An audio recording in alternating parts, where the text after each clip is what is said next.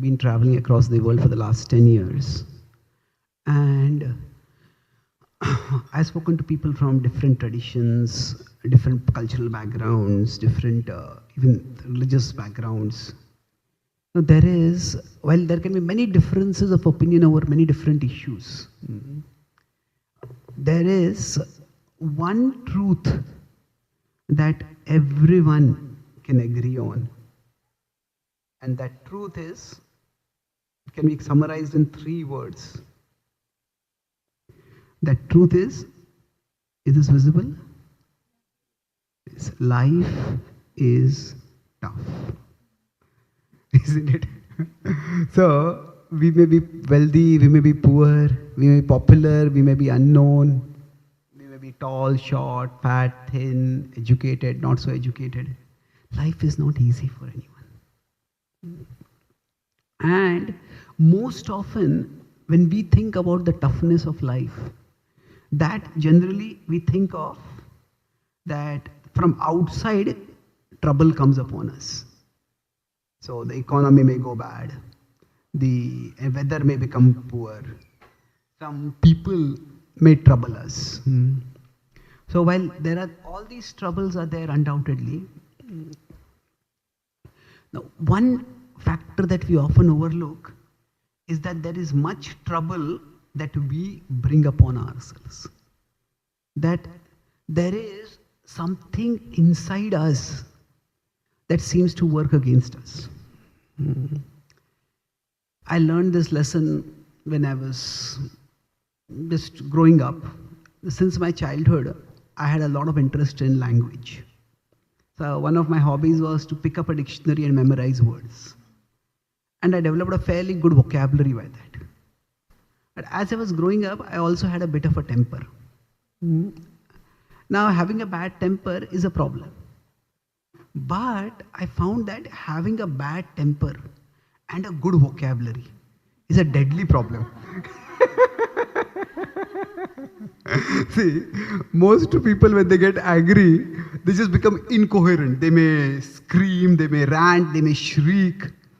And we can see that they're angry, but this person has lost control. So often we don't take very seriously what a person speaks when they're angry also, because they become incoherent. But if somebody is articulate, somebody is well spoken, not in the sense that they speak sweetly, but they use words properly, and those words can become like viciously cutting swords. And I noticed that I was hurting a lot of people, although I didn't want to hurt them at all. So it's almost as if my own strength was being used against me. Having a good vocabulary is a strength, but I realized that instead of this strength being used to connect me with others, see, our words can either form bridges with others that become closer, or those same words, they can become barriers which come in between us and others.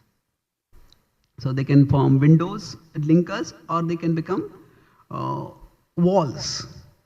So I realized that alienating people, and I started recognizing that I had to do something to get a handle on this anger.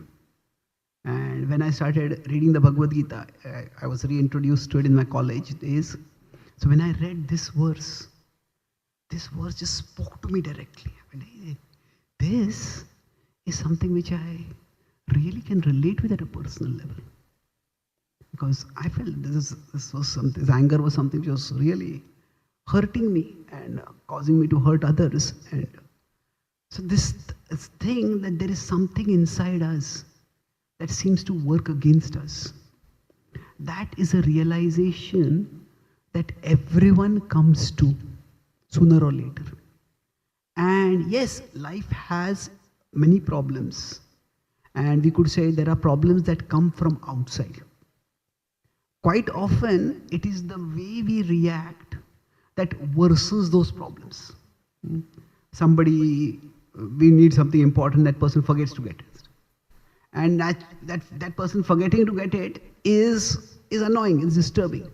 But if we fly into a rage and speak something very harsh and hurtful, then that thing being forgotten would have been just an inconvenience for a few hours. But those words may scar the person for weeks and years at times. So in that sense, the trouble is external as well as internal. And when Arjuna is asking this question over here, that atha kena prayuktoyam papam charati purusha. There is some force inside me which is making me act against my best interests. And it seems to be an extremely strong force. Now, across history and geography, and not just in like historical culture, but also in what you can call a popular culture and fiction, the idea that there is something against us that is inside us, that is there. We all, in modern society, people use the word, I have my inner demons. Now today people may not believe in demons, but they do believe in the idea of inner demons. So in one sense you could say that people may not believe in Krishna, but they have to believe in Maya. What do I mean? Maya, not necessarily a force that creates illusion, but something that makes us act against our own interests. So these inner demons, the idea, if we consider even fictional things like say Star Wars, there is the idea of something called the dark side. If we look at Indian movies, there is, or Native American tradition, there is the good dog and the bad dog. This idea is everywhere. So there is some force that seems to work against us. So now Krishna is going to equip Arjuna to deal with this inner force. But before we can deal with this inner force, we need to recognize its presence. And in one sense, what I talk about will be summarized in this one 4-quadrant diagram. But before I go to that diagram, let's read the next paragraph. Would you like to read, please?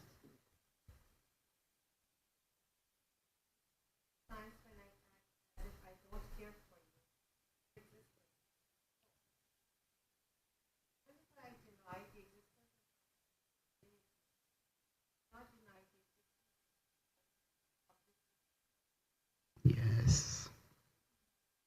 So, as I said, we may deny the existence of God. So we could say that there is the power of Maya, of the force of illusion. So we may accept that there is Maya and there is the power of Maya. Or we may reject the idea. There's no such thing as Maya. There's no such force of illusion which makes me act. And similarly, there is the power of Krishna. Now, we may accept it. That means we may take the power of Krishna. By accept means take seriously. And reject means don't take it seriously. It doesn't matter. So broadly, we can have these 4 quadrants. That if we consider, we accept the power of Maya.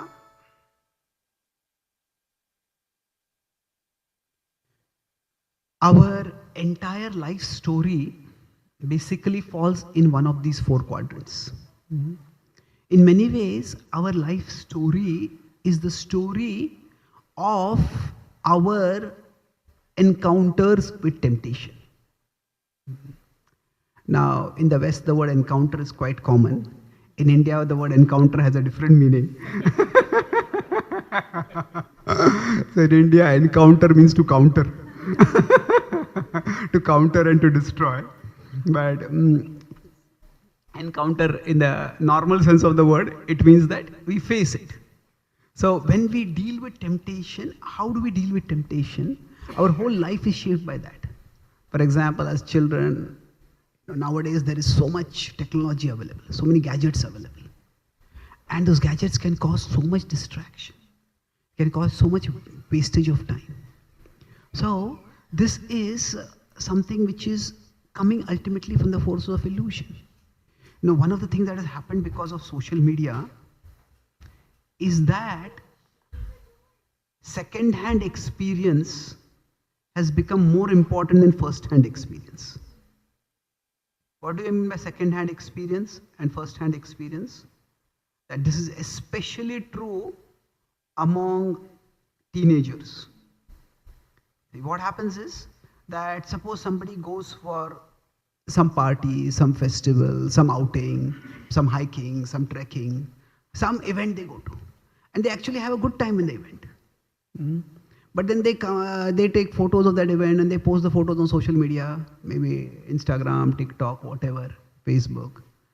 And they might have had a wonderful time over there, but if nobody likes their photos, or if somebody likes their photos less than their friends' photos, then that whole experience becomes worthless. That same thing, the lived experience might have been wonderful, but that I had a wonderful experience, if you do not acknowledge that my experience was wonderful, then the experience becomes no longer wonderful. That's why the second-hand experience, that others acknowledging our experience has become more important.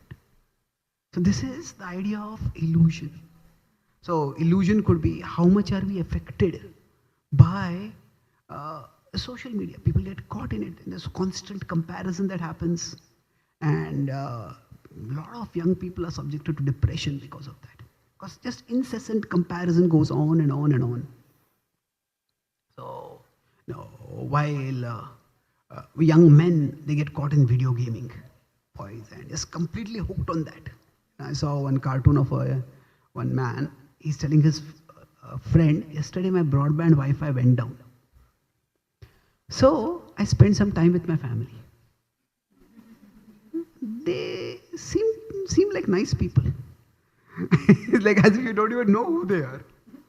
So our whole life, it could be as students we may have to study, as professionals we may have to work for jobs. We can spend time on social media and looking at this ad and looking at that thing. There's alcoholism and there is shopaholism. Shopaholism is shop till you drop.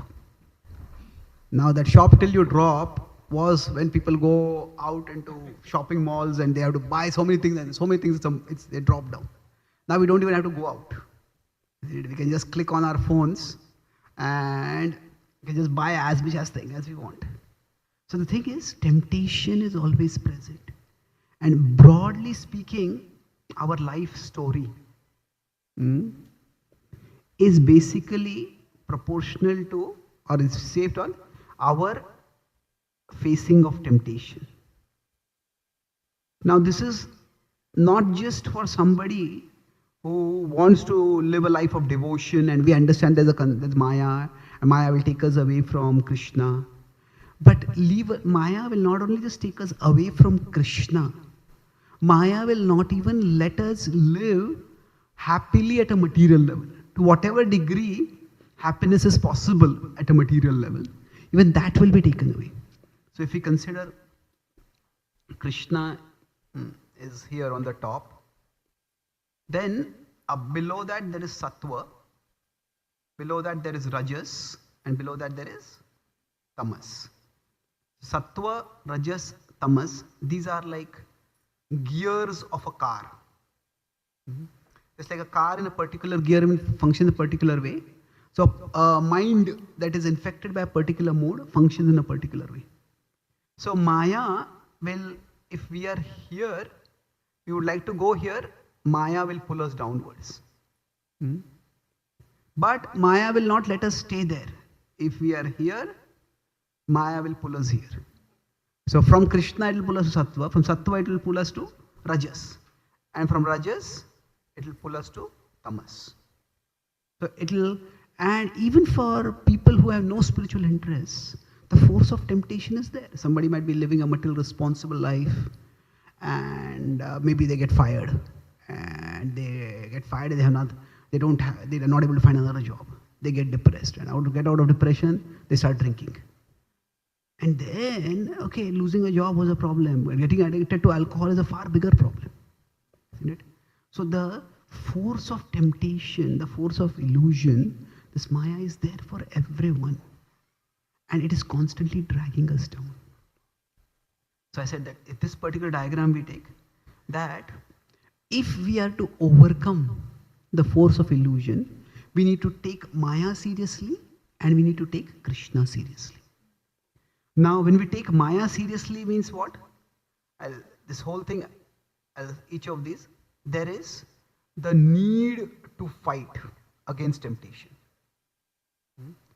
First, we need to recognize that there is a need to fight. And the other is, if we understand the power of Krishna and we accept it, there is hope to fight. So, if whatever is the temptation, for somebody it may be short tempers, or for somebody it might be just buying too many things, for somebody it might be gossiping, we all can have different kinds of temptations that catch us. Gossiping is where what happens? We just keep talking. Generally, and talking is not a bad thing, but it's not that good thing we talk about. So, gossip, when does it happen? The word gossip. Often gossip happens when we go for a sip. So we are in office and we go by the water cooler and we're drinking some water. And this happened to this person did like this person did like that. Or we may sit at our homes with our friends, our neighbors, or relatives, and we're all maybe in India, people sip chai. Now, Indian cuisine has not caught up so much in the West, like Chinese cuisine has caught up. But chai is like very well known. When I do Western outreach, I go to Westerners and speak to them. So we had taken a group of about 25-30 Westerners, Western yoga students to India for a tour. And say, my name is Chaitanya Charan. It's a very difficult name for most people to get. So finally, so in the first time we were taking for a tour for 10-15 days there, so most of these yoga students were women, young women. So finally one of those women, she said, Chaitanya. So I said, okay, wonderful. I said, you got your name. How did you get the name? She said, I thought of Tanya taking chai. So in Sanskrit, there is the idea of Sandhi Vigraha. You separate a word into its constituents. So I thought, no Acharya would have thought of this Sandhi Vigraha. So now I introduce myself to Western audience as Charan. It's a straightforward name for people today. So anyway, I was making this point that often when there is, so I was talking about chai, we might just sit down to take chai, we might take herbal tea, whatever, and that time we may start gossiping. And sometimes when we gossip, so generally when do we gossip? That is, two things have to happen together for gossiping. One is, we hear something we like. Generally, if the information is not very likable or interesting, we don't want to gossip about it.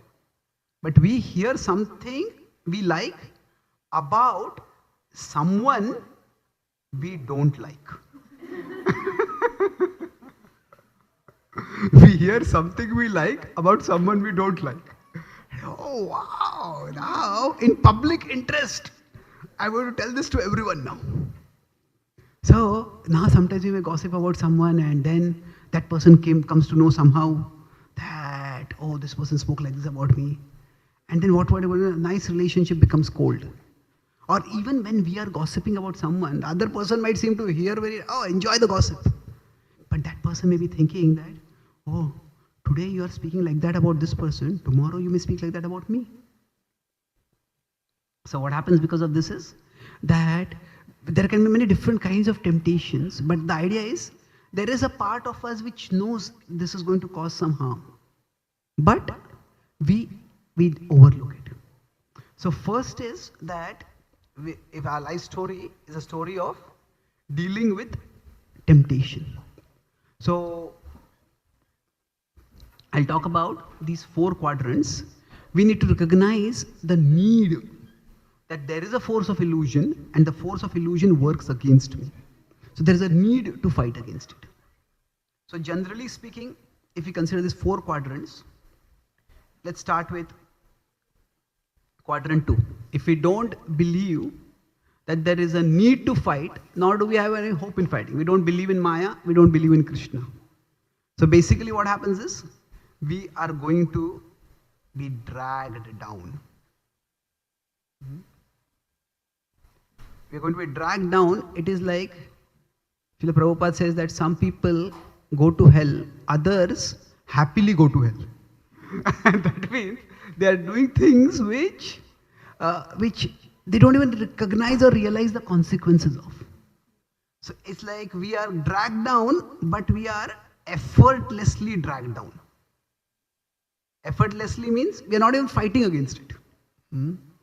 So we end up becoming degraded over here. Now, if we recognize the power of Maya, but don't recognize the power of Krishna, then this is where quite often we become hopeless. Why hopeless? Say like some people get addicted to something and they try to give up something and they can't give up. They try again, they can't give up. They try to give up, they can't give up. And then they decide, I give up the attempt to give up. It's like that. There was a British playwright, Oscar Wilde, he said, giving up smoking is the easiest thing in the world. I have done it over 100 times. And I can do it today, tomorrow, every day I can do it. But I give it up, but it does not give me it comes back again. So sometimes people just become hopeless. You know, this conditioning is so strong, this attachment is so strong, I will never be able to give it up. So if we acknowledge that something is strong, that means we may not use the term Maya, but we are acknowledging the power of Maya. So acknowledging the power of Maya, but not acknowledging the power of Krishna, that can make us hopeless. Now, if we acknowledge the power of Krishna, yeah, Krishna is all powerful. Krishna can elevate me, purify me, liberate me, there's no problem. But we don't acknowledge the power of Maya. Then in this case, what happens is we become careless. Careless means that this is no problem. Like in much of the Western world, the idea is that drink but don't get drunk. Now, is that possible? Yeah, it's a part of the culture. People do that. But what happens is they may not become drunk for majority of their life. But when something bad happens, and if drinking is their coping mechanism, then at that time, something might just push them over the tip. It's like somebody regularly goes to the edge of a cliff where there is a slippery ground and it's a huge fall. And they regularly go over there, peer over and look down, and sometimes people like to take dangerous selfies also. You know. So they go over there and they say, I've done it many times, nothing has happened. But what happens is sometimes they might be there and they don't notice that the ground is slippery. And that time suddenly a sharp gust of wind comes. And then they just get slipped over. So, yes, we may think, okay, I'm pure enough, I'm strong enough, Krishna is strong enough. That we think that the temptation is not a big problem. Then what may happen is that we will get overcome. There is this concept called Swiss cheese, that all the bad things that can happen, they happen at the same time. And then the worst case, it's not just one worst case scenario, but 3-4 worst case scenarios happen simultaneously. And even the whole well-laid situation can get devastated. So I have a friend in the Indian army, and in the India, is still doing some investigation about the Pahalgam, what happened. So he was telling me that, at least right now, what the understanding is that it was like a Swiss cheese, everything that could go wrong went wrong at that time. So sometimes it just happens like that. So we can become careless to some extent. So we may think, it's not going to affect me, but it can affect us. Now, if we acknowledge the power of Maya and the power of Krishna, so then what happens is, that is where we are careful, but we are also hopeful. There is care and there is hope. And when these two together come up, this is where we truly become empowered. Empowered to change for the better. So from whichever quadrant we may be in, today our session what we'll be discussing is, from whichever quadrant we are in, how can we get to this quadrant 4? So let's move on to the next paragraph. Who would like to read?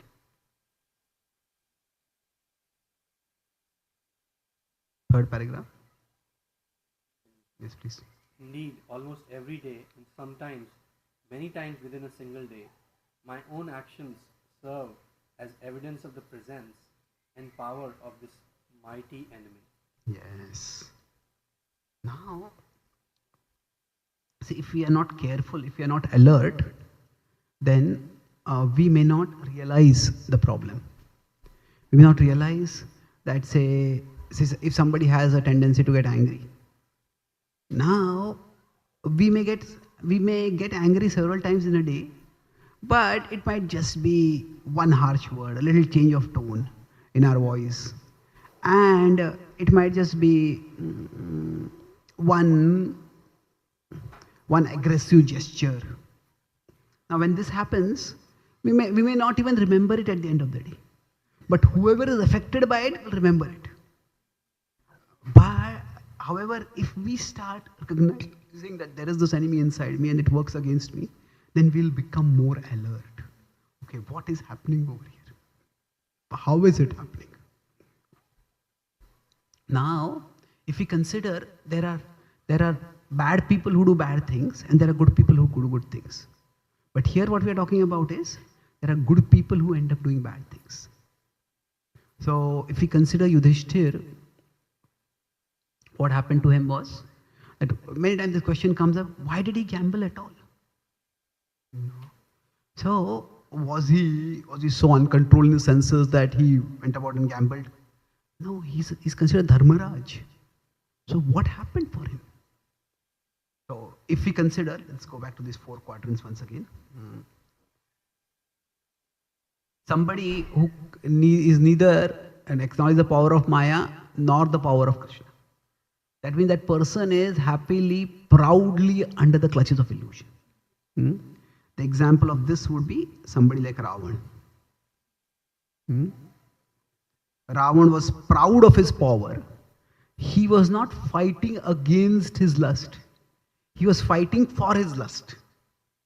He was traveling across world conquest to not just gain power, but to gain pleasure by dominating and exploiting others. And he was using all his power. He uses his cunning, his cleverness, his deceptiveness, all of it to try to abduct Sita. Even when people gave him warnings that don't go against Ram, he'll be destroyed, he did not acknowledge that. So now, if we don't acknowledge the power of Maya nor the power of Krishna, we are proudly in illusion and we just keep going downwards. Now we acknowledge the power of Maya, but we don't acknowledge the power of Krishna. Then that times we are so caught in conditioning that we just keep getting dragged lower and lower and lower. So when this happens, a person just thinks that, okay, this is just the way I am, this is just the way I'm going to be. They may acknowledge at times that the way I am in a bad situation. And the situation is something I want to get out of. But the thing that I just can't change. So they just accept that, or they just passively resign themselves to a life where they're again and again just succumbing to illusion. They think that, okay, this is what life is. This is how, whatever it is, whether it is lust or anger or greed or whatever, that is controlling me, that is dominating me, that is overpowering me. Now this, the example for this is Ajamil. If we consider Ajamil, when he went out, he did not go out deliberately to look for some temptation. He'd just gone out on a routine chore. And there he saw something which just completely agitated his mind. And then at that time, he tried to remember scriptural wisdom. He tried to remember some wisdom, he tried to recall it, but the attack of temptation was so strong, it just stayed in his mind. And that's how he got dragged down. And he went dragged down to a very, very serious degree. We'll talk about Ajamil, how the power of Maya it works, but let's look at these examples to understand this point. Now, if we consider, I was talking about the example of Yudhishthir. So Yudhishthir had great faith in Krishna. If we look at the Mahabharata, especially the commentaries of the Mahabharata, I'll come back to Ajamil a little later, but let's look at Yudhishthir right now first. So what exactly happened? Why would a virtuous person gamble like this? So there's a bit of a background to it, that after the war ended, after the Rajasuya Yajna was performed, Yudhishthir Maharaj came to Vyasadev, who had presided over the whole ceremony, and says, I seek your blessing so that I can rule with peace and prosperity and lead all the citizens to their ultimate well-being. And naturally, if any ceremony happens and it has gone off well, we are happy. But Vyasadeva was very grave. He said, "O king, I see dark clouds in the future. I see that there will be a terrible war. And after that terrible war, then you will have a reign of prosperity." Yudhishthir became very grave. And Yudhishthir thought that, okay, I don't want for there to be a war. So he thought that why was this wars occur? Generally wars occur when there are not just conflicts but unresolved conflicts. And why are conflicts unresolved? Because whoever is an authority who might resolve the conflict, that authority is not accepted. Like two people have a property dispute. They go to court. The court gives a particular verdict. If either or both sides don't accept the verdict, then what happens is, then they will start fighting. It's like when there is a conflict and when the talking stops. When the talking stops, the conflict doesn't go away. When the talking stops, the fighting begins. Isn't it? Talks may not be pleasant, but fighting is even more unpleasant. So he thought that wars, why do they occur? They occur because of unresolved conflicts. And unresolved conflicts, why do they happen? Because of rejected authorities. Reject authority figures, those who might resolve the conflict, if they are not accepted, then it leads to conflict. So he thought that in order to avoid wars, I will always accept whatever my authority figures tell me. And in his case, the authority figures were Dhritarashtra. So when Dhritarashtra called him for a gambling match, and Dhritarashtra called him through Vidura. So it's like two elders, two father figures were involved in that. Yudhishthira thought, I can't say no. Now, the first thing we said when they came to the gambling arena, he said to Duryodhana, why do you want to steal from me through gambling the wealth with which I want to serve society, I want to serve the Brahmanas, I want to do good for everyone? So Duryodhana said, who talked about stealing anything? He said, we just want to have a friendly match. Now, at that time, he said, Shakuni will play on my behalf. He said, that's against the rules of gambling. Whoever is taking the money, that is the person who should be playing. If you are afraid, you did not play. Now Yudhishthira looked at Dhritarashtra. This was clearly unfair. Yudhishthira must have tried to play by the rules. Normally what happens is, if a game is going on, football or cricket, if one player is doing something unfair, you expect the umpire to intervene and point out it's unfair. Like that Yudhishthira was expecting Dhritarashtra to intervene, but Dhritarashtra did not intervene. And he started gambling. And he lost one thing, and he lost second thing, and he lost third thing. And now what happened was, as he was losing things, he was realizing, this is terrible. At one particular point, Arjuna touched Yudhishthira's shoulder. Yudhishthira, although they were brothers, Yudhishthira was still the eldest brother. And there is a certain hierarchy in traditional cultures where eldest brother is like a father figure. So Arjuna just gently shook his head, indicating, it's enough now, stop gambling. And Yudhishthira thought, yes, but he said that, I have lost so much. With all the wealth that I have lost, I can do so much service to the sages, to society, to people. So he said, just if I can get some of it back, then I can do so much service. And then he kept gambling, and he started thinking that, as he was taking more and more valuable things, he was thinking that surely Krishna will not let me lose this. When he started taking his brothers, he says, Arjuna is so dear to Krishna, surely Krishna will not let Arjuna be lost. Then he said, thinking, Draupadi is so dear to Krishna, surely whatever happens, Krishna will not let Draupadi be lost. And it was not exactly that he had forgotten Krishna over there. You could say that he was in Maya, but his Maya is not like our Maya, or like a mundane Maya where you just get caught in. It was not because of any greed over there.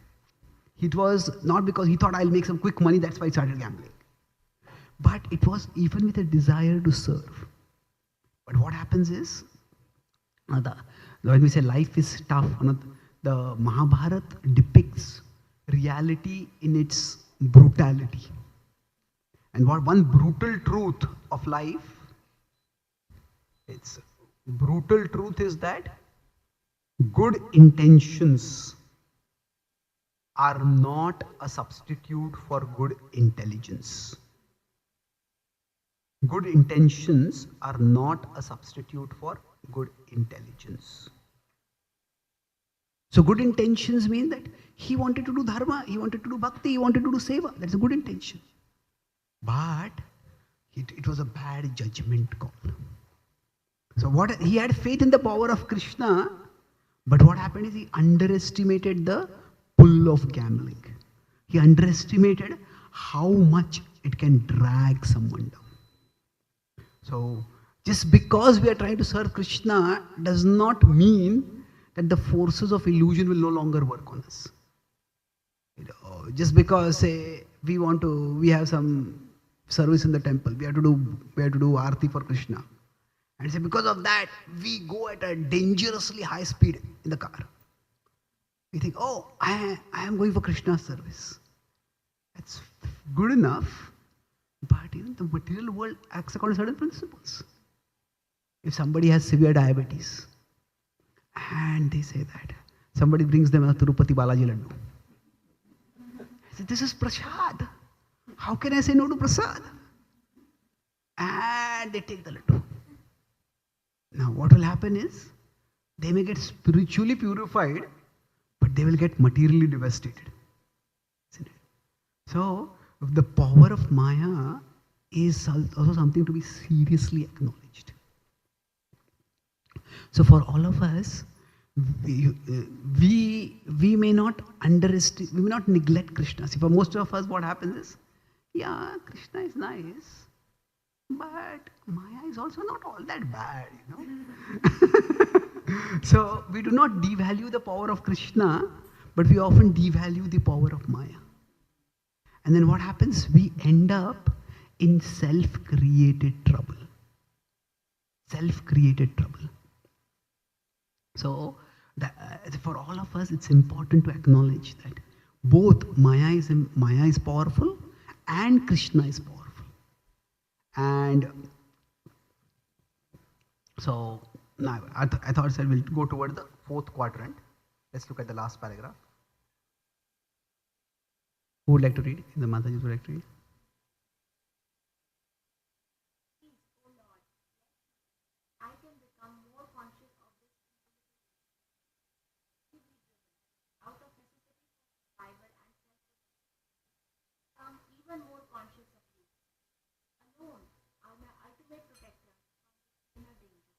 Yes. The Lord is our protector. So it's like if we take a medical metaphor, if we consider a disease, if somebody has a disease, then first they need to take the disease seriously, isn't it? And then after they take the disease, then they have to take the treatment seriously.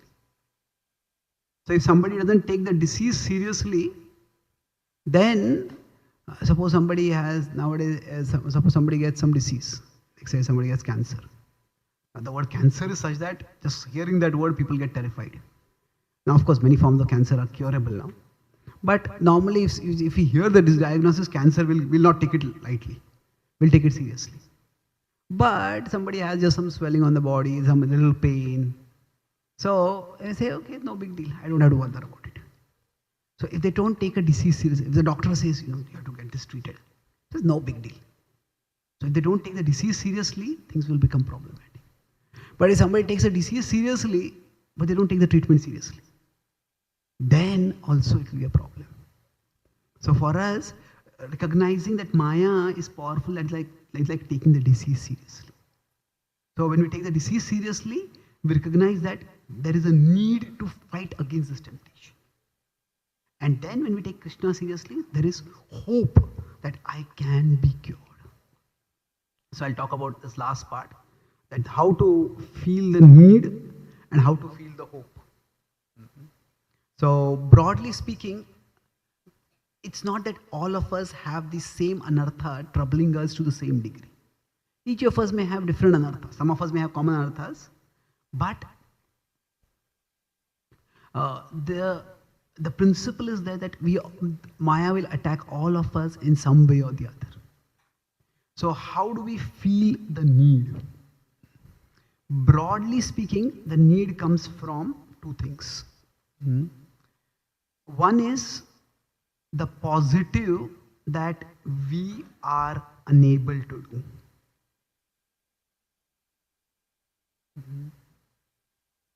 If, say, I want to read Bhagavad-Gita, Bhagavatam regularly, and I spend a lot of time on phone, reading this, watching this, looking at that, responding to that, reacting to this. Now, unless we have some positive that we want to do, we may not even realize how much time we are spending. Like a student may waste a lot of time on social media, but if the exam is 6 months away, then yeah, it doesn't matter. But the exam is tomorrow, and I spend 6 hours on social media today. That would be devastating. So unless we have something positive that we want to do and we are unable to do, most of us say that, oh, I don't have time. And it is true that nowadays people may be fairly wealthy, but there is one kind of poverty that everyone has. Sociologists call this time poverty. Time poverty is where we all have more things to do than what we have time to do it. But we will notice that while there are many things which we don't have time to do, but if we look at the time that we have, we often spend it on less than important things. So the way we realize the need to fight against temptation is by having something that we want to do, but we are unable to do. So when we start looking at that, I want to be kind and polite and helpful. But as soon as something goes wrong, I start becoming rude and harsh and just becoming mean.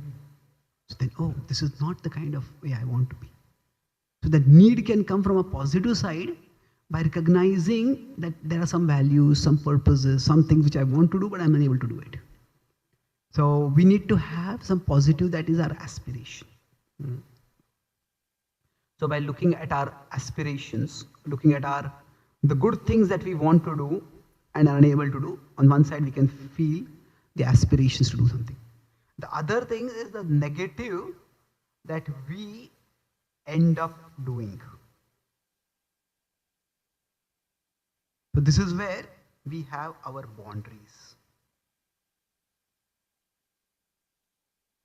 Krishna talks about these two in 6.35 as abhyasena to kaunteya vairagyena cha gruyate. So abhyasa means repeated practice. Now why would we practice something repeatedly? Because we want to learn it, we want to do it. There are aspirations that we have. So what is it that I want to do that I am unable to do it? And boundaries means what? There are certain things which we do not want to do, but we end up doing it. So only if we don't have any boundaries at all, say if somebody has a lot of money and they keep buying lots of things, sometimes people have basements which are filled with things which they have barely opened once and kept over there.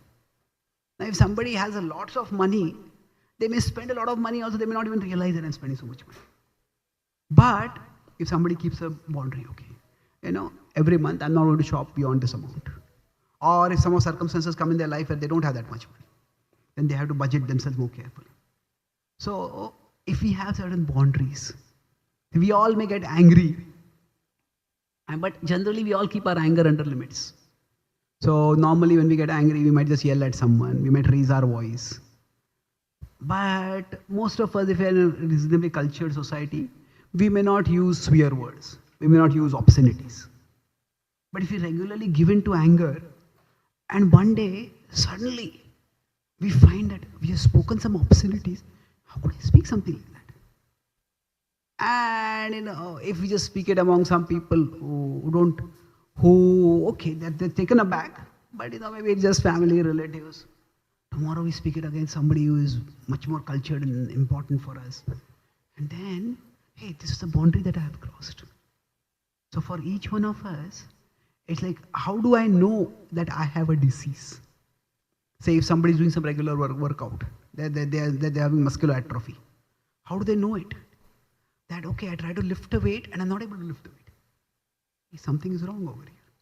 So only when we have some aspirations and that we are not able to do, we start recognizing maybe this problem, this disease is there. And say, we're just walking along and we slip and fall. What happened? How did I slip and fall? It just happened. I didn't see, but it was slippery ground. But maybe it is not slippery ground. Normally we don't slip and fall. So unless we have certain aspirations and certain boundaries, we won't recognize that there is a need for me to fight against temptation. Now, many ways, the aspirations, they come by satsang. They come by good association. For us, it might be routine to get angry and yell at someone when they do something wrong. But if we meet with people who are saintly minded, those who are devotees, and we see how calm and cool they are even in difficult situations, we start thinking, maybe I should also be like this. I get angry over such small things, I should not get angry. So it's satsang, that it's good association that often gives us aspirations. I want to become like this. Now boundaries, how do the boundaries come? The boundaries come by two things. One is intelligence and the other is experience. That we hear scriptures and we understand how the power of Maya can be so great. See, here I'll talk about the point of Ajamil. See, when Ajamil, he saw that particular sight. He said that he saw a man and a woman publicly engaging in sensuality. He saw that and that captivated him. And he felt a strong desire to be with that woman. Now, he could have fought that desire, he didn't fight, that desire captivated him. Now sometimes conditions are very powerful and you may captivate. He thought, okay, this is unbearable, I just have to go. Sometimes I have to go and be with her. Okay, now when he did that, okay, he thought that this is just one time this desire has come, I'll go and gratify it and that's all. It'll be over. But he would probably never have thought where it would lead him. After that, what happened? He said, okay, I just don't want to be one time with her, I want to be regularly with her. I want to be regularly with her, what happens? I'll reject my wife. And then his parents were there, his parents opposed him, he said, I'll reject my parents also. Now he was a Brahmana. If a Brahmana is supposed to do priestly activities, come and perform yajnas in somebody's houses. If that person has rejected their wife, rejected their parents, that person is living so immorally, nobody will ask that person to come and do priestly activity in their home. So then he lost his profession. And what is he going to do now? Then he started robbing, he started stealing, he started threatening people, he started attacking and injuring people to rob them. So that one indulgence, he would not have thought that it would lead him all this way down. But what happens is, Maya just keeps creeping in, creeping in. So when we have boundaries, no, I cannot do this. I'm never going to do this. So when we have boundaries, that which we are not meant to cross. So what happens is we cross one boundary, no big deal. We cross another boundary, we cross another boundary. And it just goes further and further and further. There are devotees who are trying to do outreach in many different ways. We have created a program, some devotees have created a program called a Bhakti Recovery Group. Like somebody is addicted to something, somebody is addicted to alcohol, somebody is addicted to drugs. And how can Bhakti help them to recover it? Now, for most people, if they've not been addicted, Bhakti just gives a higher taste and they don't look in that direction. But for somebody who's been addicted, they just get caught in things. So I was talking with I was giving a talk to this group, and I'm talking with after them. Many of them are non-Indians. So this was in UK. So I was talking with one person, and I asked him what inspired you. See, for somebody who's an alcoholic, one of the things is that they often deny that they're alcoholics. No, it's not a big deal at all. I can give up whenever I want. And what happens is I can give up the desire to give up whenever I want also. So it's a denial. So then how do they come out of the denial? When do they feel the need? So he said that once he had drunk alcohol and he used to regularly drink and just lie down at home, and then his son came and asked him something.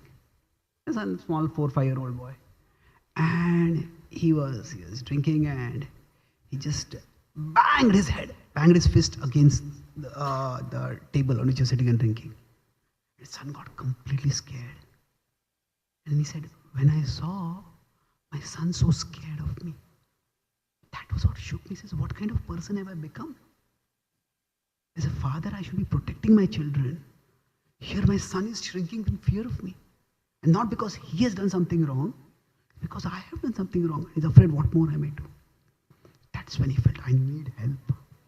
I have to change myself. So this moment of awakening, it can come when we meet somebody good and we say, oh, I want to become like that good. Or that moment of awakening can come when we see, okay, how bad have I become? How could I become like this? What have I done? These are times when the power of Maya, we realize that. So this is, for all our conditionings, we may say, oh, I'm not able to give up this conditioning. But do we really have that desire to give it up? See, there's a difference. Sometimes we say there's a desire and there's a need. And for us, we may have many desires to improve. But like desires, we sometimes fulfill them, sometimes we don't fulfill them. But do we feel a need to improve? That's when, if something is a need, then we will do it. Mm-hmm. So by these two contemplations, the need can come up. And the last part is the hope. So how do we develop the hope? Sometimes we may realize that, okay, yeah, this is a bad thing, but I've tried so many times, I never succeeded. That hope comes by understanding that the power of, while Maya is powerful, Krishna is more powerful. That Krishna's power is greater than Maya's power. So I'll conclude with one image. Say if we consider, this is the earth, and we are on the earth. Now around the earth, there is the earth's gravity pull. There's the gravity zone of the earth, in which there is the gravity pull. So if we try to go up, or if we are the rocket is being projected upwards, then what happens is that it goes up, but the gravity pulls it down. So for all of us, the things that we are attached to, they have a pull. And when we try to go out of that, we just pull down. And this gravity pull may be different for different people based on how much they have indulged in that particular activity, how much they have been attached to it. But the gravity pull is there and it pulls us down. So for sometimes we think that say Krishna is somewhere over here. And Krishna is far away, and we think that I have to go all the way up to Krishna. So one of the key things that the Gita teaches is Krishna is far above. Krishna is far above Maya. Krishna is far above the conditions of this world. That is, if we consider the sun or the moon, they are so up, they cannot be pulled by the gravity pull of the earth. So Krishna is far above. However, Krishna is far above means he's above the gravity pull of the objects. However, Krishna is not far away. Krishna is far above but not far away. What this means is that there are certain places in our life, say if this is a sense object and this is the gravity pull of the sense objects. Now, there are certain areas in our life where Krishna is so close that Krishna's gravity pull comes where we are. That means, say, consider if somebody is an alcoholic. They're completely caught in the gravity pull of alcohol. But while they're drinking, if they see devotees doing Sankirtan, and these devotees are, let me also dance. Then when they dance, they experience some joy over there. So even when they are in the tamasic state of intoxication, they can still experience the joy of Krishna. So like that, wherever we are, there Krishna's gravity pull can reach us. Now, that does not mean that it will be equally the same all the time. That's why, although Krishna is in our hearts, we do not perceive his presence all the time. When we come in satsang, when we do some puja, when we go on some yatra, when we do some serious seva, at that time, what are we doing by these activities? We are placing ourselves in the gravity pull of Krishna. And we put ourselves in the gravity pull of Krishna, then we start experiencing that. Hey, this is so amazing. I didn't feel any agitation, I didn't feel any temptation, I didn't feel any distraction. All that just went away. So, no, today is Ekadashi. So some of us may be fasting on Ekadashi. Now what happens is some people, when they fast, they decide to fast, and then they give up the determination to fast. Others may hold fast to the determination to fast. Now maybe on Janmashtami we fast till midnight. Say, I cannot fast till midnight. But we come in the association, maybe we are doing seva, there is katha going on, there is kirtan going on. And just 1 hour, 2nd hour, 3rd hour, it just passes and till midnight we are fasted. And it's amazing. I didn't know I had this capacity to fast like this. So have any of you experienced this, that when you are in Krishna consciousness, temptation just doesn't seem to trouble us? Any of you experienced this? Yes, so we all have that experience. There are times when the gravity pull of Krishna comes in where we are, and then we don't feel the gravity pull of Maya, of the sense objects. So for all of us, it is these experiences that can give us the hope. And yeah, maybe temptations do come back and they trouble me. But there are times when I do not feel tempted. There are times when I remain free from temptation. And if we can bring ourselves in the presence of Krishna more and more, then we'll find that the gravity pull of Krishna will pull us upwards. And what will happen eventually? That by the power of Krishna, the sense objects will be there, the gravity pull will be there. But Krishna's gravity pull will pull us upwards. And we will go outside the gravity pull of the sense objects. So for some of us, we might have been eating, maybe some of us might have been eating meat before we came to bhakti. And then after we start practicing bhakti, many of us, we just give it up easy. Now if we go in a plane or a train and the person sitting next to us is eating meat. If the person sitting is maybe watching some movie, and we may feel tempted to watch the movie, but if they're eating meat, most devotees will not feel attracted to the meat at all. See, we do not know whether Krishna is all attractive, but Krishna Prasad is all attractive. So, in that we have experienced some higher taste. So that's why it is like when we are daily dealing with distractions, daily dealing with temptations, we feel, is this bhakti really working? Is the power of Krishna really there? I'm getting the same anger I feel, the same irritation I feel, the same temptation I feel, same urges I have to fight against every day. We may feel that where is the power of Krishna? But this power of Krishna, it requires, we need to remember. Remembrance of two things. One is that there are temptation-free moments that we experience. They may not be permanent, but we have experienced those temptation-free times. It may be for a few minutes, it may be for a few hours, few days. We have experienced it. And there are also areas in our life, areas means you can say habits, where we have become free. It might be a minor thing, but we have become free of it. So if we remember these two things, then we will have hope. Okay, that particular conditioning, that particular unhealthy habit, I was able to give up. This might be more difficult to give up because maybe this conditioning is more deep rooted. Maybe this will take more time, but I will be able to give it up. So in this way, when we take the power of Maya seriously and the power of Krishna seriously, then we will experience sooner or later a magical transformation in our life. In the journey of bhakti, quite often what happens is the spiritual change that happens, the spiritual growth that happens. It happens in three phases. First, it is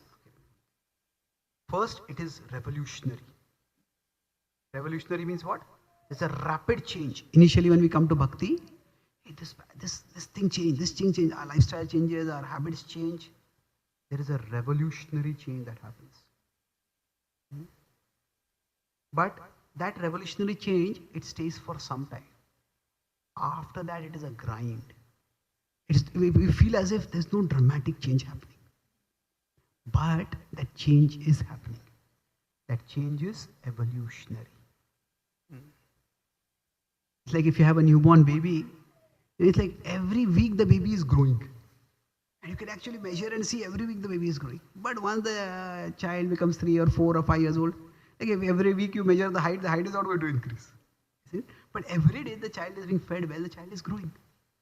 So, for most of our spiritual journey, our growth is evolutionary. But then at the end, again it becomes a revolutionary. Toward the end of our life, what happens is that the example is given, say, if we are going out for a morning walk and it's still twilight, the sun has not yet risen. So we are chanting maybe and we are thinking about Krishna, and suddenly we realize, hey, the sun has risen.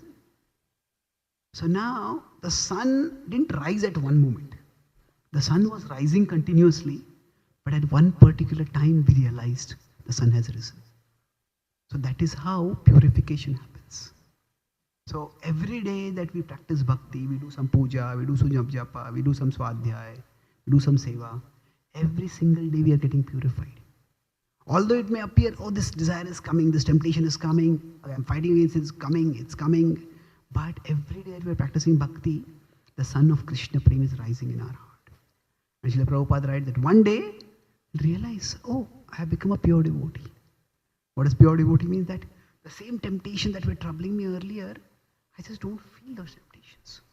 Apuryamanam achala pratishtam. Like the river comes into the ocean, but the ocean is not disturbed. You'll find that the things that would disturb me earlier, they no longer disturb me. And that is the stage when our heart becomes fully situated in Krishna. And Krishna says that is the stage of, we are already with him.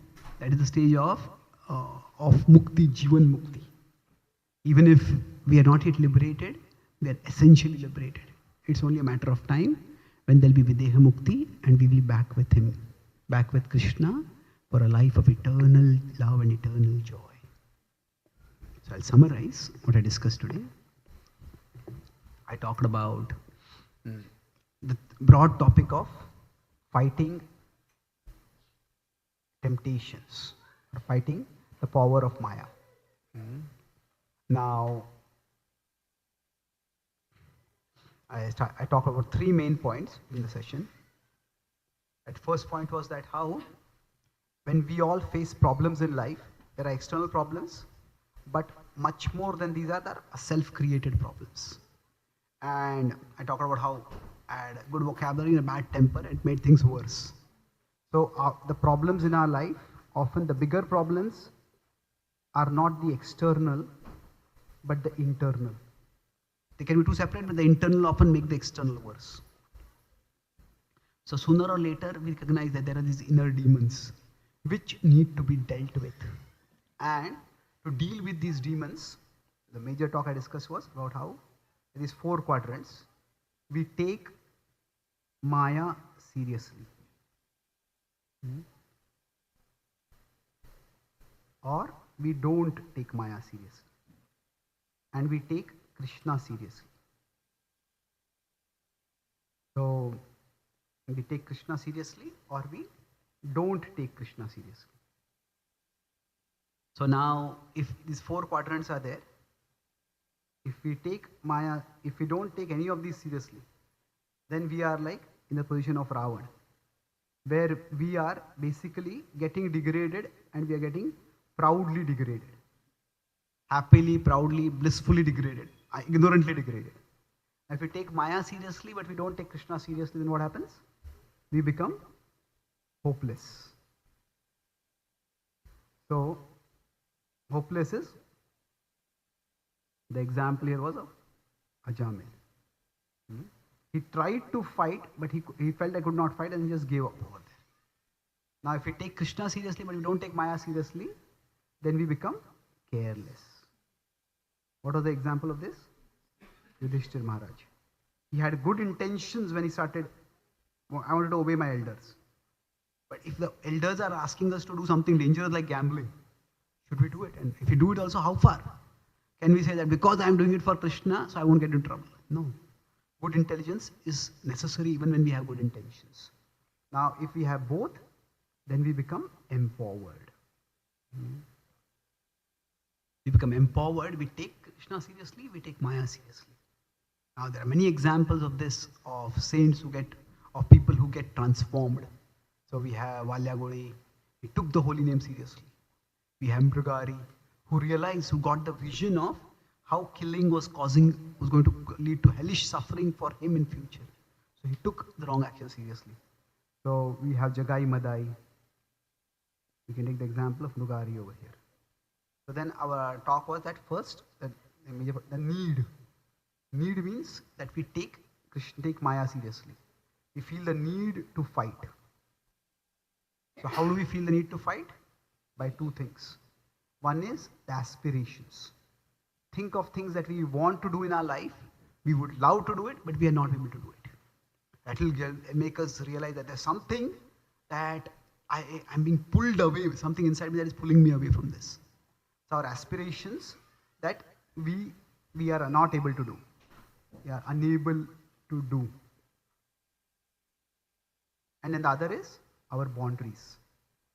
That there are things things which we again boundary that we do not want to cross, but we keep crossing.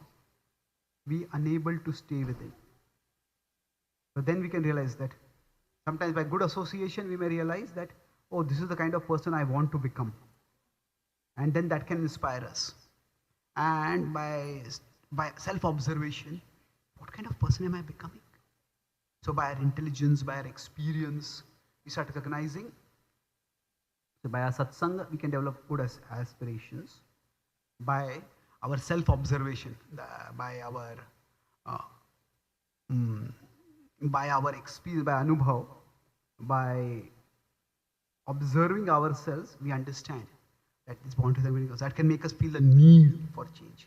And the last, need to fight. The last is the hope to fight. Need to fight means we understand the power of Maya. And we take that power of Maya seriously. The hope to fight, that comes by understanding that there is a gravity pull of Maya which is keeping us caught. but there is Krishna. And Krishna also has his gravity pull. And Krishna's gravity pull can come where we are. And it can lift us up from where we are also. So here we need to remember two things. Remember, one is that how the temptation-free times that we may have. There are times like we may fast on Ekadashi, fast on Janmashtami, and just don't feel any temptation at all. Normally what we thought impossible, we experience those temptation-free times. We may go for yatra, just forget everything of this world. Oh, this TV program, this movie, this politics, everything is forgotten. And then there are also habits that we have become free from, anarthas that we have. We are free from. If we remember these two things, then we will have the hope that Krishna will help us change. Krishna is there for us. And we discuss how spiritual change that happens. Initially it is revolutionary, then it becomes evolutionary, and then finally it will again become revolutionary. So initially it's rapid and dramatic in the initial stage, and then finally also it will again be revolutionary. But in between it is evolutionary. So when we are in this phase of evolutionary change, that is where we need our buddhi to understand the power of Maya, understand the power of Krishna, and keep pushing ourselves, by which we will keep growing towards Krishna. Let's conclude by offering this prayer once again. You can repeat after me. My dear Lord, let awareness of inner danger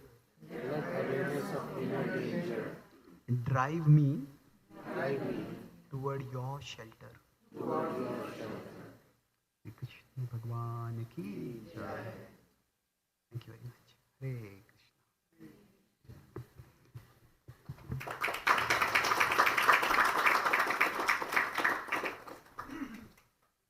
Are there any questions or comments?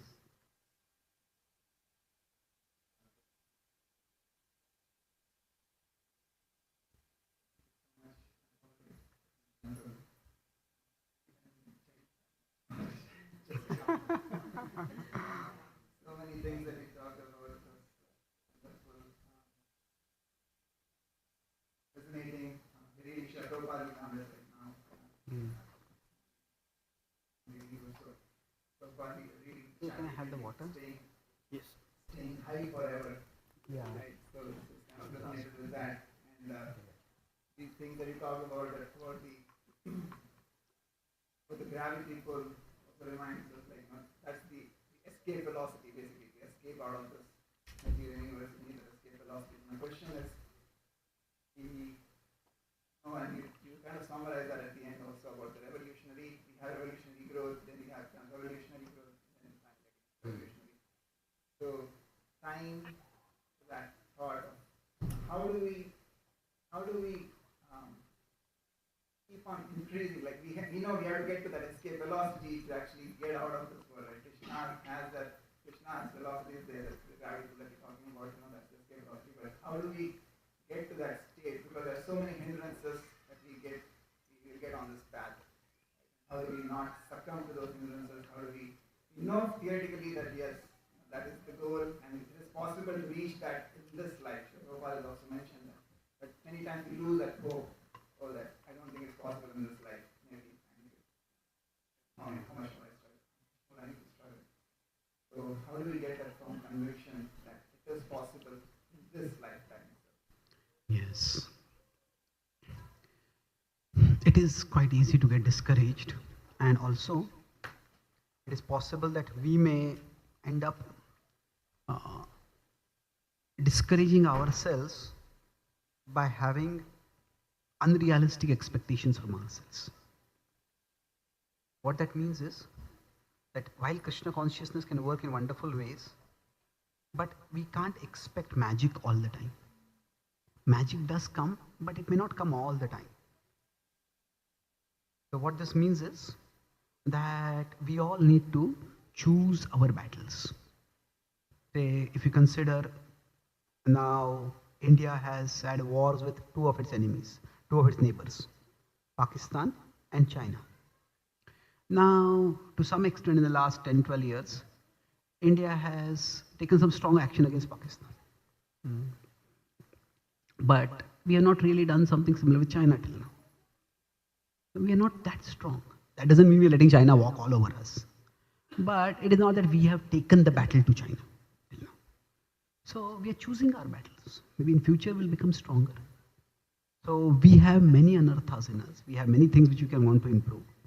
But if we try to fight too many battles, or we try to fight battles that are too difficult right now, then we may become too discouraged and think that is not going to happen only. So when we are fighting a battle, we also need a sense of success, or at least a sense of progress. So therefore, we need to start with realistic battles. Shanai, Shanai, Krishna says gradually, step by step. So now we may have many areas where we want to improve. Maybe have many kind of things which we want to stop doing. But start with something which is doable for us. And we decide, okay, for the next 1 month, next 3 months, I'm going to do this. And stick to that. So many times what happens is that I was in India, we have a Govardhan Eco Village where we have a lot of Western people who come, they're yoga teachers and they're also interested in spirituality.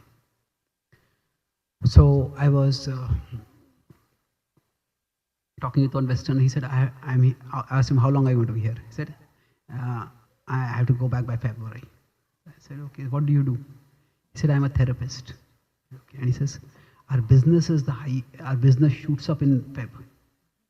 I said, why is that? Is it like, there are some people who have seasonal depression, So is February a time people get depressed?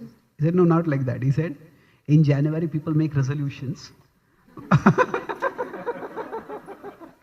By February, most people have failed in their resolutions. And they end up getting depressed. So see, my understanding is that sometimes we have to take small wins. That means instead of thinking that I failed, I made a resolution and I failed, be happy that I stuck to the resolution for 1 month. Generally, there are some like when we take initiation vows, there are some vows we take, I'm not going to do this again in my lifetime. But there are many whose consequences might not be that serious. So what happens is that if we say, I will not do this for the rest of my life, it's like a goal with no victory only. We may stick to it for 1 year, 2 years, but at the end, when we relapse, oh, I failed.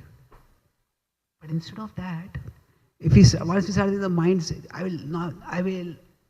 I'll never do this for the rest of my life. The mind says, okay, you have the rest of your life to do this. He said, let's just indulge now, afterwards you can start the resolution. So maybe take small wins. Okay, I'll not do this for 1 month. Like we have the Kartik month, when we may take some resolutions. We have Chaturmas, when we take some resolutions. So we need to have a realistic understanding. Krishna can do magic, but the mood of a devotee is not that a devotee demands that Krishna do magic. And we also have to be recognizing that, okay, I have certain conditioning, they're not going to go away overnight. So if we choose our battles and we take small wins, then it will be relatively easier to sustain ourselves. And the third point I'll make is, these are both with respect to Maya, with respect to fighting Maya. But the other aspect is focusing on Krishna. So what happens is that in Krishna Bhakti also, there are a range of activities. And not all Bhakti activities will be equally nourishing for us right now. So if we consider the activities of Bhakti, there are some which give strength to us. Now when we do that, we just feel enlivened, we feel great spiritual joy, we feel the presence of Krishna. Maybe it could, for some people it could be kirtan, for some people it could be puja, for some people it could be hearing some classes, for some people it could be cooking for Krishna, doing garlands for Krishna, whatever it is. And then even in Bhakti, there are some things which require strength. Require strength means what? That we really have to push ourselves to do those activities. Maybe for most people, chanting will fall in that category. Doing japa. And for some people, they may have a taste for japa. That's wonderful if they have. But for most people, it requires strength. So we also need to look at the bhakti activities. What that means is, there are some activities where it's like, say, I am here, and in different bhakti activities, it's like if Krishna is here, the gravity pull of Krishna may come, I have to reach to that gravity pull. In some other activities, so for example in japa, the gravity pull might be up there and we have to reach there. Till then we have to push ourselves. But maybe in kirtan, or maybe in katha, the gravity pull reaches where we are. So for us, which are the activities that give us strength? We need to note them and do them regularly. Keep them accessible to ourselves.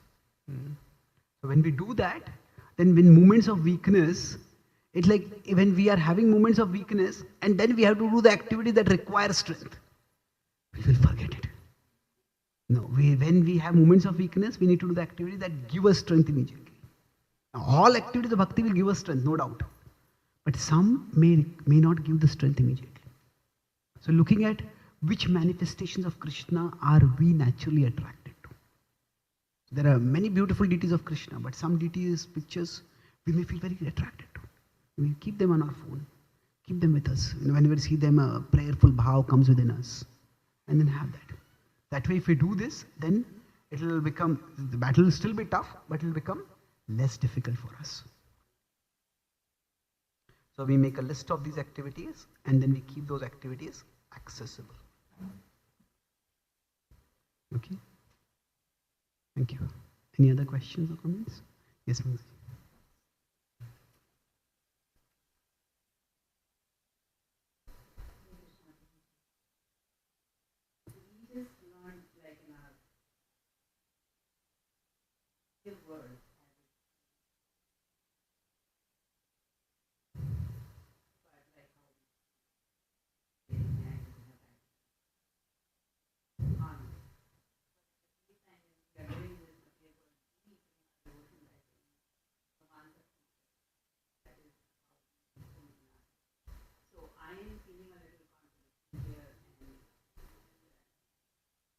Correct, good question.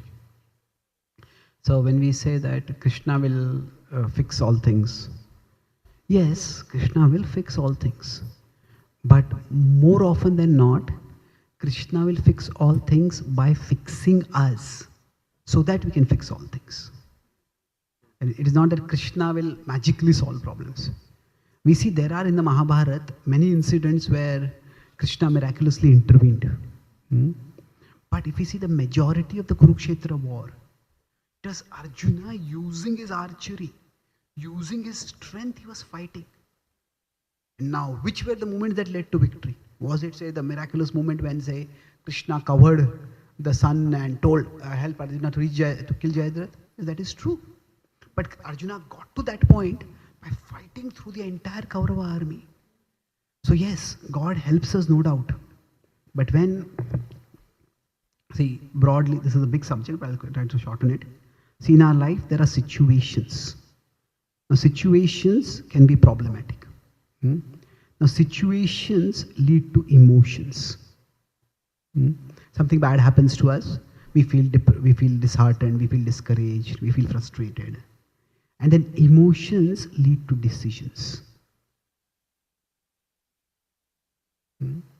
So quite often, when we turn to Krishna, when we pray to Krishna,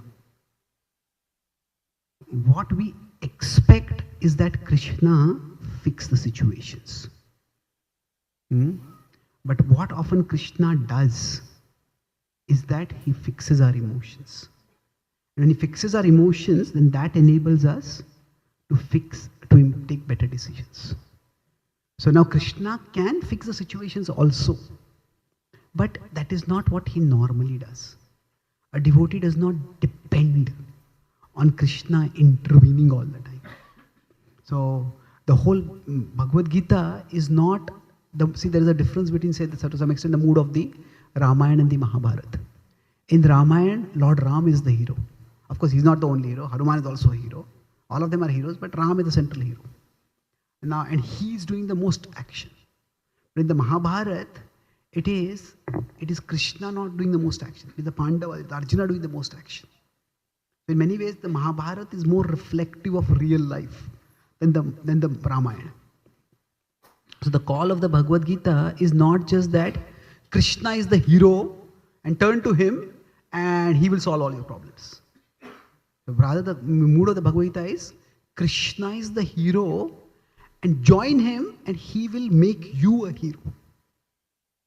So he will enable you to do heroic things. So yesterday I gave a class on the same topic in Columbus. I talked about how we may think of Krishna as a protector. And that is wonderful. Krishna as a protector means that Krishna is the hero who will protect me when I'm in trouble. And that is good to understand, but Krishna is not just a protector. Krishna is also our commander.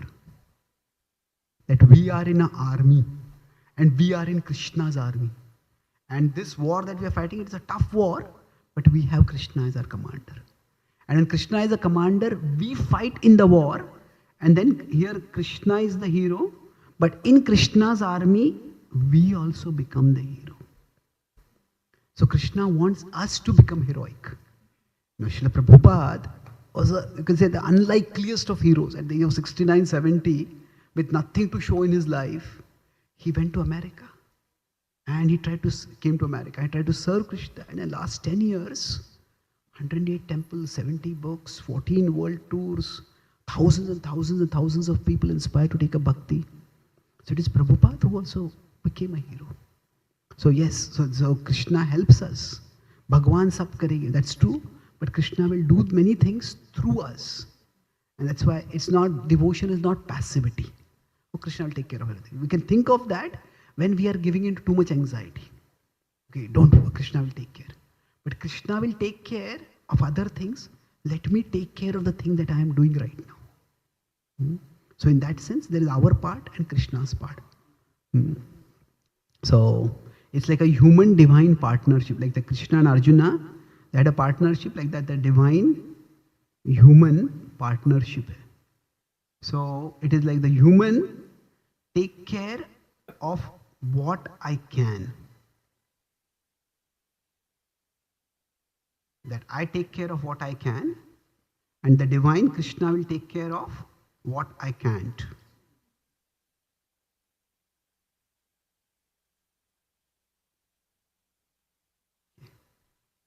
Thank you. Good question. Yeah. Thank you. Any last question before we stop? Yes, please.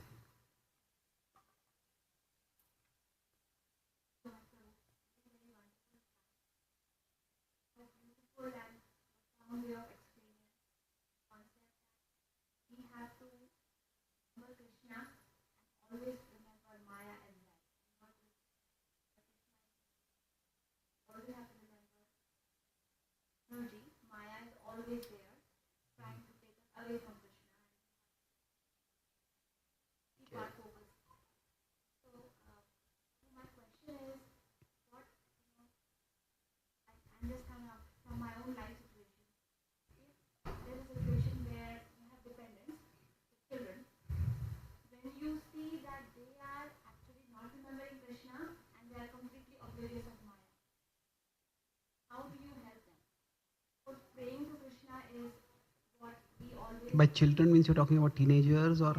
Okay. So we are surrounded by Maya. You were giving the social media example. And I was thinking you were talking to me personally.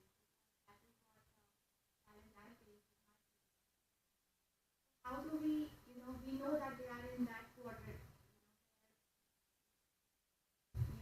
Ravana's quadrant technically. They have forgotten Krishna and they are also not aware that Maya is attacking them. You want them to come to quadrant number 4. Vaguely. How do we help them? Yeah.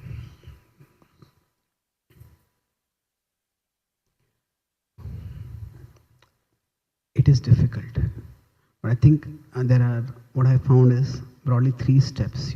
First is that how we see our children. It is like our children, especially in teenage, see, this particular time is that in human history, as far as recorded history, it is a time of unprecedented temptation. So it's a very difficult time in which to grow up. So instead of thinking that our children are being difficult, why don't they listen to me? Why don't they care for me? I want their good. So seeing them as they're being difficult, you should see that they are in difficulty. That they may not want our help, although they may not be ready to take our help, but it is that they are in difficulty. It's an overwhelming time to live in today's world. So we may say, what is the difficulty? I lived in poverty, I lived in far more difficulty than what you are living in. I have given you so many comforts in life now. But their difficulty quite often is much more psychological. Especially what happens when people come to teenage. If you consider childhood, teenage and adulthood. So, in childhood, a person's identity is more or less, I am the son or daughter of so-and-so. In adulthood, they develop their identity. I have this degree, I have this job, I have this family. We have developed the identity. But in teen, it is an identity crisis. They are too old to be satisfied simply with the identity that I am so-and-so's son or daughter. But they have not created their own identity. So therefore, here, there is a lot of peer pressure. Because, for whom do we want an identity? We want an identity so that we will be accepted and respected in our social circles. So then there are different kinds of peers, and some peers may say, okay, have you watched this movie? Have you tried out this drink? Have you tried out these drugs? Come on, have a life, enjoy. So you are just being a nerd. All these kind of small labels come up, but they jar them quite a bit.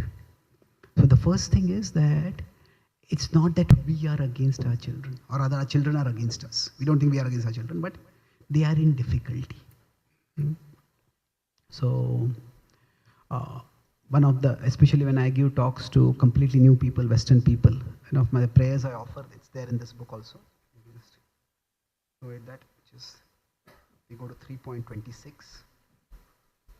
Help me to learn how to help others to learn. So it is not that people are dumb and they don't want to learn. It is that I have to learn how to help others to learn. So that it's that they are in difficulty. Krishna says, don't disturb others' minds. Try to elevate them gradually. So the idea over here is that the first is that they are in difficulty. And once we understand that, then try to learn how to help them to learn. What does that mean? That often they want help. But what happens is, most often teenagers feel that you just don't understand me. You don't understand what situation I'm going through. So if at any time they start talking, okay, this happened in my school today, this happened in my college today, this happened. Our tendency is immediately to judge them. How could you have done like this? How could you let this? Why are you such a person like this? A person who does like this. But if they are expressing something, if we immediately rush to judgment, then they will close down completely. So he said, okay, try to understand what is going on in their life. We may say they are foolish and they're ignorant and we are experienced, but they don't feel it like that. Like one of the differences between, say, Indian culture or Eastern culture and Western culture is that Eastern culture, in the East, the culture is much more hierarchical. That there is authority and there is a subordinate. So for many of us, when we are growing up, if our parents told us, don't do this, we obey it. So in hierarchical cultures, authority is assumed. Respect is assumed. Because I am in authority position, respect is assumed. Now it is not in the Western culture, authority is not there. But it is more that the culture is more horizontal. Like when a kid is called their parents sometimes by their names also. Like we call our bosses by our names. We feel it's weird, it's disrespectful. It's a different culture. So it's not that there is no respect, but respect has to be earned. here it can be assumed respect. But here it has to be earned. The idea is that you have to show me that something which you are telling me has value for me, it works for me. So if we try to spend some time understanding them. Now, in the childhood, we have to set some boundaries, and that's important. But as they grow up, they will have to decide what boundaries they want to live under. So live within. And they may want to explore. And now we don't want them to explore into dangerous degrees. But the idea is respect has to be earned. And earning respect means what? That we try to understand their situation and give them guidance which makes sense to them. And they say, even if one small guidance that we give, it helps them, then they'll become more open to guidance. So try to understand what the kids are going through. And it is a very different and difficult world that they are in today. And the last part is that it's like we often want to discipline them. But instead of talking about discipline, we can talk about it as a self-negotiation. What do I mean by self-negotiation? That it's like there is the present me and there is the future me.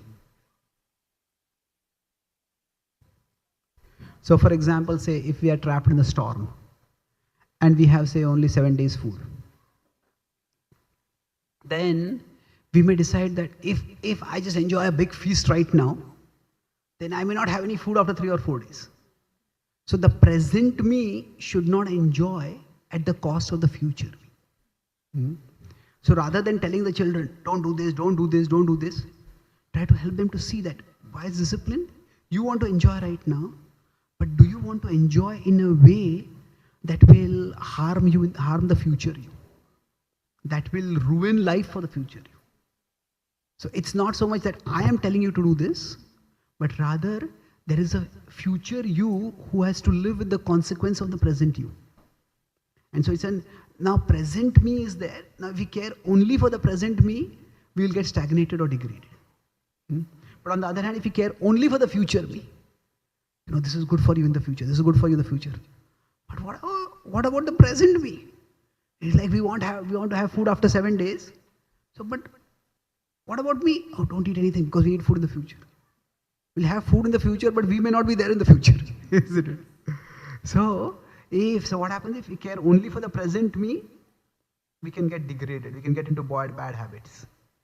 But if the future me, only we care for it, then we can get suffocated. That, you are saying so many things which are good for the future me, but you don't seem to care for the present me at all. You will have a career, you will have this, but there's no enjoyment for me right now in my life. So ideally speaking, there has to be both.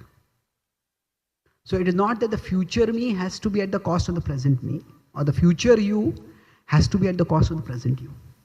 But it is also that the present you should not be at the cost of future you. So if we get that sense of time and help them get the sense of time, it is not just I who am telling you to do this and you have to do this. It is you have a future to live in. As a famous American thinker, Mark Twain, he said that when I was 17, my father was a fool. Now I am 25 and I am amazed how much the old guy has learned in the last 8 years.